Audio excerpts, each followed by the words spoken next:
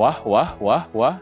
Salve, selamat pagi saudari dan saudara sahabat Silimo Katolik dimanapun Anda berada. Masih bersama saya, Pastor Bartol Oyan, dalam Renungan Harian Silimo Katolik. Edisi hari ini, Kamis 31 Juli 2025, pada peringatan wajib Santo Ignatius dari Loyola. Mari kita mengawali hari yang baru ini dengan mendengar dan merenungkan firman Tuhan sambil mempersembahkan intensi-intensi kita. Dalam nama Bapa dan Putra dan Roh Kudus, amin. Rahmat Tuhan kita Yesus Kristus, cinta kasih Allah dalam persekutuan Roh Kudus bersamamu. Marilah berdoa. Allah Bapa yang Maha Mulia, Engkau berkenan tinggal bersama dan mendampingi peziarahan hidup kami. Semoga kami pun setia tinggal bersamamu untuk mendengarkan sabda kehendak-Mu dengan pengantaraan Yesus Kristus Putra-Mu Tuhan kami, yang bersama dengan Dikau dalam persatuan Roh Kudus, hidup dan berkuasa Allah sepanjang segala masa. Amin. Kita siapkan hati kita untuk mendengarkan sabda Tuhan. Tuhan bersamamu. Inilah Injil suci menurut Matius.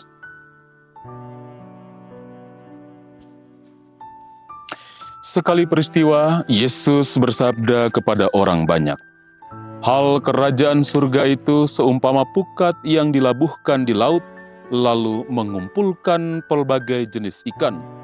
Setelah penuh, pukat itu ditarik ke pantai oleh orang. Lalu mereka duduk dan dipilihnya ikan-ikan itu. Ikan yang baik dikumpulkan ke dalam pasu dan yang buruk dibuang. Demikianlah juga pada akhir zaman. Malaikat-malaikat akan datang memisahkan orang jahat dari orang benar. Yang jahat lalu mereka campakkan ke dalam dapur api. Di sana akan ada ratapan dan kertak gigi. Mengertikah kalian akan segala hal ini?" Orang-orang menjawab, "Ya, kami mengerti." Maka bersabdalah Yesus kepada mereka, "Karena itu setiap ahli Taurat yang menerima pelajaran hal kerajaan surga, seumpama seorang tuan rumah yang mengeluarkan harta yang baru dan yang lama dari perbendaharaannya. Setelah selesai menyampaikan perumpamaan itu, Yesus pergi dari sana." Demikianlah sabda Tuhan. Saudara dan saudari sahabat Silimo Katolik yang terkasih, tema renungan kita pada hari ini, menjala jiwa dan memilih surga.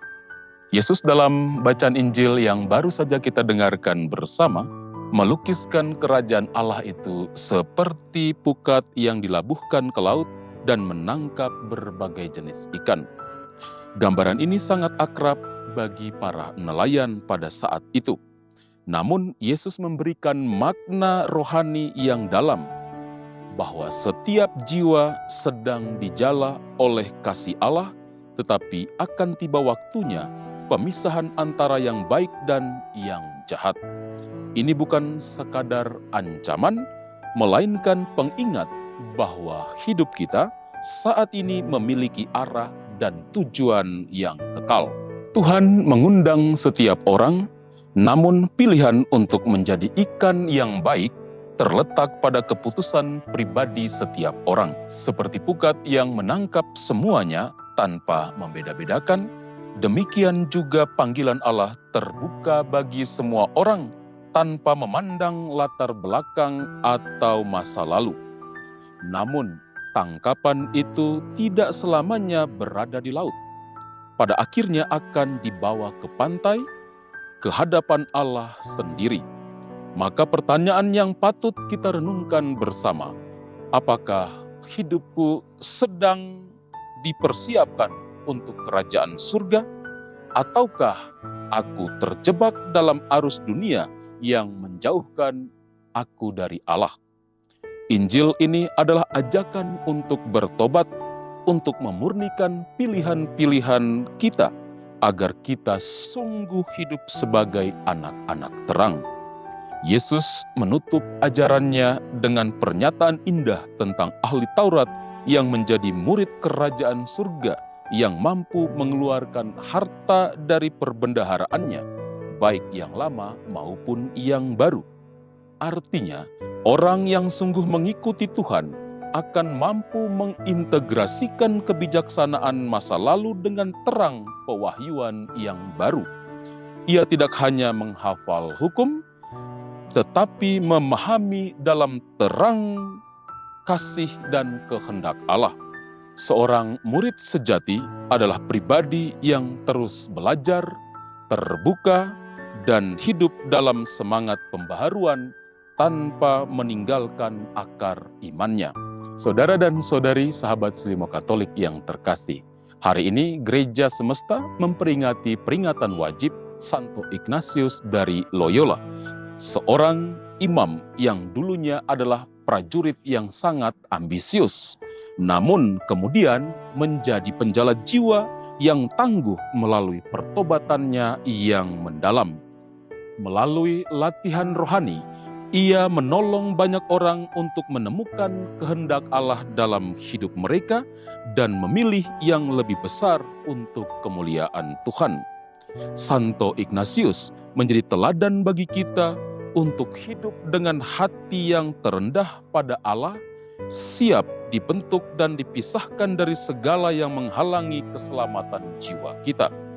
Seperti pukat yang sedang menarik kita menuju pantai kekekalan, marilah kita membiarkan hidup kita dimurnikan oleh kasih-Nya, agar pada saat pemisahan nanti kita layak masuk dalam pelukan surga.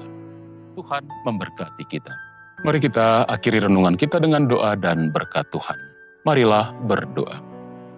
Allah Bapa yang Maha Luhur, kami hunjukkan kepadamu atas kurban yang kami terima pada peringatan Santo Ignatius. Semoga kami selalu diarahkan untuk memuji kebesaran-Mu selama-lamanya, sampai kami kelak memandang kemuliaan-Mu. Dengan pengantaraan Kristus Tuhan kami. Tuhan bersamamu. Semoga kita sekalian dalam seluruh aktivitas, karya pelayanan kita sepanjang hari ini, mereka yang kita doakan, intensi-intensi kita, senantiasa dibimbing, dilindungi oleh berkat Allah yang Maha Kuasa, Bapa dan Putra dan Roh Kudus. Amin. Saudari dan saudara, pergilah, wartakanlah Tuhan dengan hidupmu, renungan kita telah selesai. Syukur kepada Allah.